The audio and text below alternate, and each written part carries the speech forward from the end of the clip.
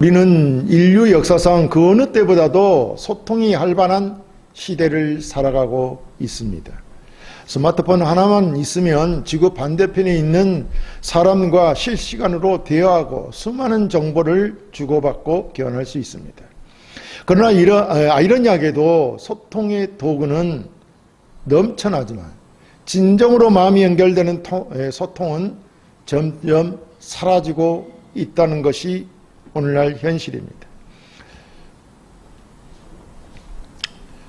사람들은 SNS에서 자신의 생각과 감정을 활발히 드러내지만 그 속에는 진정한 교감보다 좋아요라는 가상적 만족을 추구하는 공허함이 자리하고 있습니다. 자신을 드러내고 싶어하는 욕망은 커지지만 다른 사람을 진정으로 이해하고 공감하려는 노력은 부족해 보인다는 것입니다. 이러한 현상은 비단 세상 사람들만의 이야기가 아닙니다. 교회 공동체 안에서도 우리는 때때로 나를 드러내고자 하는 욕망에 사로잡혀 공동체의 유익을 잊어버리곤 합니다. 이것이 현실이라는 겁니다. 우리는 자신의 은사를 자랑하고 나의 믿음이 다른 사람보다 뛰어나다는 것을 증명하려고 가진 노력을 다하고 있습니다. 마치 고린도 교회의 성도들처럼 말입니다. 당시 고린도 교회의 다양한 은사들로 가득했지만 그 은사들이 교회의 혼란과 분열을 가져왔습니다. 서로 자기가 받은 은사가 더 중요하다고 주장하며 다투었고 특히 방언 은사를 신앙의 우월함으로 여기는 경향이 강했습니다. 사도 바울은 이러한 고린도 교회를 향해 사랑을 가장 최우선의 가치로 제시합니다.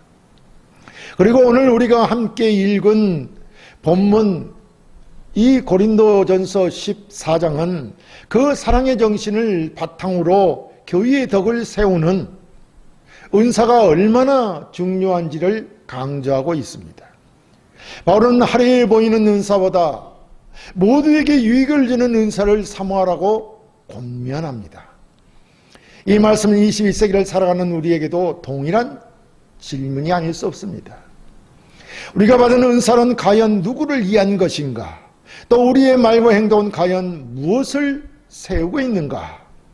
이러한 질문을 스스로에게 던지면서 이 시간 이 질문에 대한 깊은 성찰을 통해 우리의 삶과 사역의 방향을 새롭게 정립하는 은혜의 시간이 되시기를 소망해 봅니다.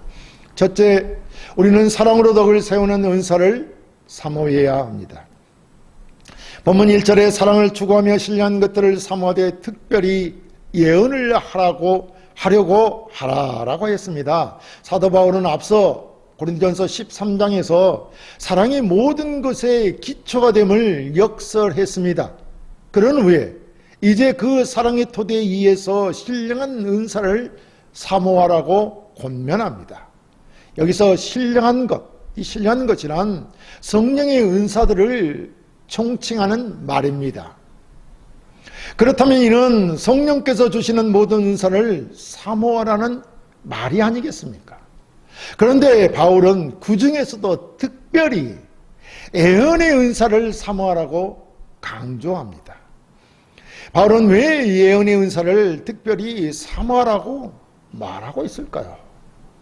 바로 그것은 예언의 은사가 공동체를 덕스럽게 하기 때문입니다. 덕을 세운다는 것은 헬라어로는 집을 짓는다는 말입니다. 그런 뜻이라는 것이죠. 바울은 교회를 하나님이 거하시는 집으로 비유하며 모든 성도들이 이 집을 함께 짓는 건축가와 같다고 말합니다. 그래서 예언의 은사는 이처럼 공동체를 견고하게 세우고 복음 안에서 더욱 굳건히 성장하도록 돕는 역할을 하는 것입니다. 당시 고린도 교회는 방언 은사를 매우 중요하게 여겼습니다. 방언은 통변하는 자가 없으면, 통변해주는 자가 없으면 아무도 그 뜻을 알 수 없어 개인적인 유익에 머무는 은사였습니다. 그럼에도 성도들은 그 신비로운 현상 때문에 방언을 가장 우월한 은사로 간주했습니다. 그런데 이 방언의 은사를 우월한 은사로 생각한 그 결과 예배는 혼란스러워졌고 공동체의 연합은 깨졌습니다. 이런 혼란 속에서 바울은 개인의 영적 만족을 위한 은사보다 공동체 전체의 유익을 위한 은사, 곧 예언을 사모하라고 촉구한 것입니다. 하나님께서는 우리에게 다양한 은사들을 주셨습니다. 어떤 이는 재정적인 능력을, 어떤 이는 가르치는 은사를, 또 어떤 이는 위로하는 은사를 받았습니다. 이 모든 은사들은 그 자체로 소중하지만 그 은사를 사용하는 목적과 동기가 더 중요하다는 것을 우리는 알아야 합니다. 바울이 고린도전서 13장 2절에서 이미 말한 바 있습니다만 사랑 없는 은사는 아무것도 아니라고 하였습니다. 사랑이 없는 은사는 아무것도 아니라는 말입니다. 은사를 통해 자신을 드러내고 싶어하는 교만한 마음은 공동체를 무너뜨릴 뿐입니다. 그중 하나가 방언의 은사라는 것을 우리는 절대 간과해서는 안 됩니다. 그렇다면 우리는 모든 은사들을 어떻게 사용해야 할까요? 그것은 두말할 여지 없이 오직 사랑을 위한 동기로 사용해야 합니다. 우리가 받은 은사로 공동체를 섬기고 약한 지체를 일으켜 세우며 함께 하나님의 집을 짓는 일에 헌신할 때 비로소 우리 은사는 진정한 가치를 갖게 되는 것입니다. 성경은 수많은 믿음의 선배들이 받은 은사를 교회를 위해 사용했던 모습을 보여줍니다. 사도행전 2장에 나오는 오순절 사건 이후 베드로는 성령 충만함을 받아 담대하게 복음을 전했습니다. 그가 전한 예언의 말씀은 단지 우리가 생각하듯이 미래를 점치는 것이 아니었습니다. 베드로가 말하는 예언의 말씀은 구약의 예언이 예수 그리스도를 통해 성취되었음을 선포하는 강력한 말씀이었습니다. 그 결과 3,000명의 사람이 그 자리에서 회개하고 세례를 받았습니다. 그러니까 베드로의 말씀은 개인의 만족을 위한 것이 아니라 듣는 모든 사람에게 구원의 길을 제시하고 교회를 세우는 놀라운 역사를 이루었던 것입니다. 오늘 우리에게 하나님의 말씀이 주어졌고 그 말씀을 세계 만방에 선포하는 것, 이것은 곧 하나님의 말씀의 예언을 선포하는 것과 같습니다. 그것이 바로 이 세상의 놀라운 역사를 이루어가는 것입니다. 하나님의 역사를 말입니다. 오늘날 우리의 삶에서도 마찬가지입니다. 우리가 받은 작은 은사일지라도 사랑으로 사용하는 공동체를 살리는 큰 능력으로 나타날 것입니다. 성도 여러분, 오늘날 우리의 삶을 한번 돌아보십시오.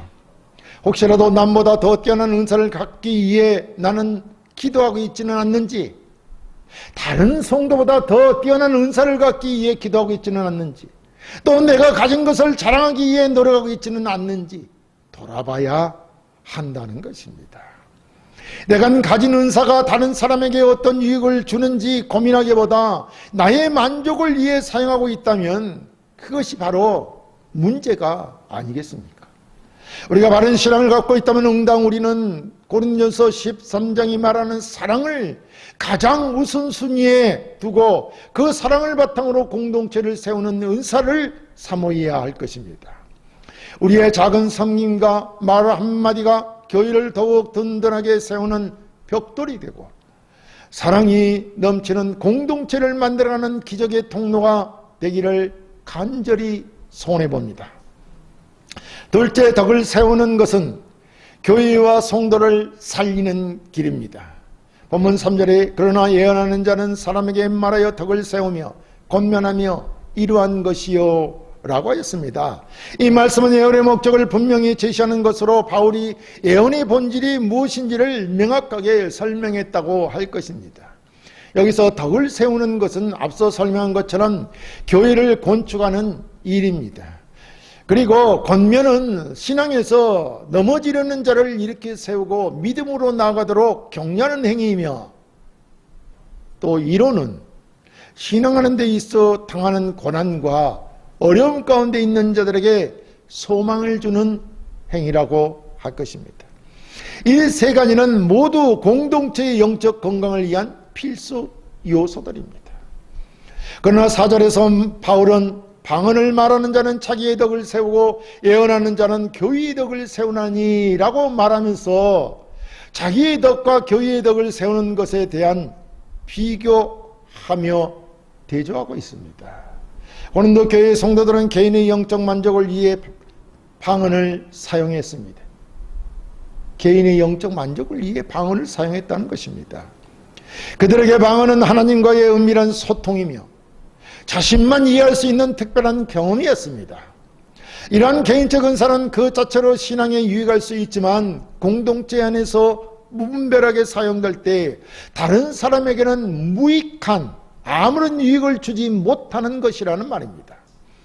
바울은 교회 공동체의 영적 성장을 위해 개인의 만족은 잠시 뒤로 미루고 교회의 덕을 세우는 일에 집중하라고 권면합니다. 이것은 단순히 방언의 은사가 예언의 은사보다 열등하다는 그런 이야기가 아닙니다. 5절에서 바울은 나는 너희가 다 방언 말하기를 원하나, 다 방언 말하기를 원하나 특별히 예언하기를 원하노라 라고 했습니다. 이 말씀을 통해서 우리는 방언하기를 분명히 바울은 원한다고 말하고 있습니다. 그러니까 방언이 예언보다 열등하다는 말은 아닌 것입니다. 그는 모든 은사를 인정하고 존중하지만 은사의 공동체적 유용성을 강조하고 있는 것입니다. 교회의 공동체에 어떤 것이 더 유익하냐? 그것은 바로 예언의 말씀이라는 겁니다. 개인의 신비적인 체험이 아니라 모두가 이해하고 공감하며 함께 성장할 수 있는 공동체적 사역의 중요성을 역설하고 있다고 말하고 있는 것입니다.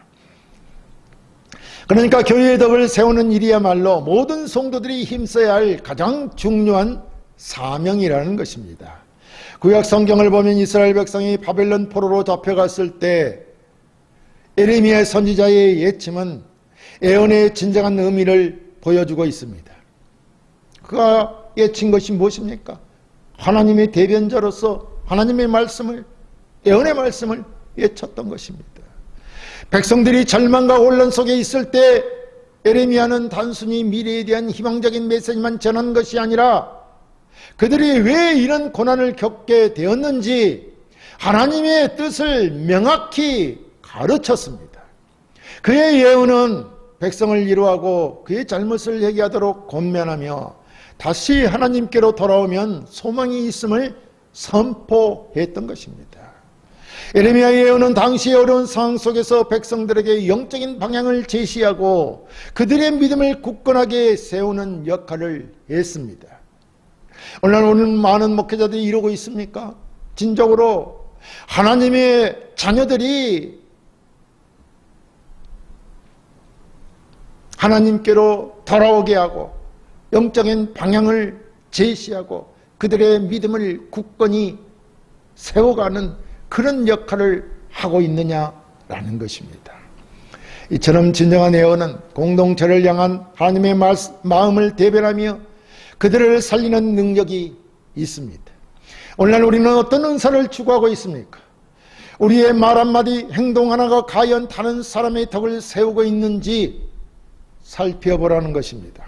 혹시라도 우리의 믿음 생활이 개인적인 만족에 머물러 있지는 않는가 살펴봄이 중요하다는 것입니다. 이제는 나의 작은 믿음의 행위가 공동체에 어떤 영향을 미칠지 고민해야 할 때인 것입니다.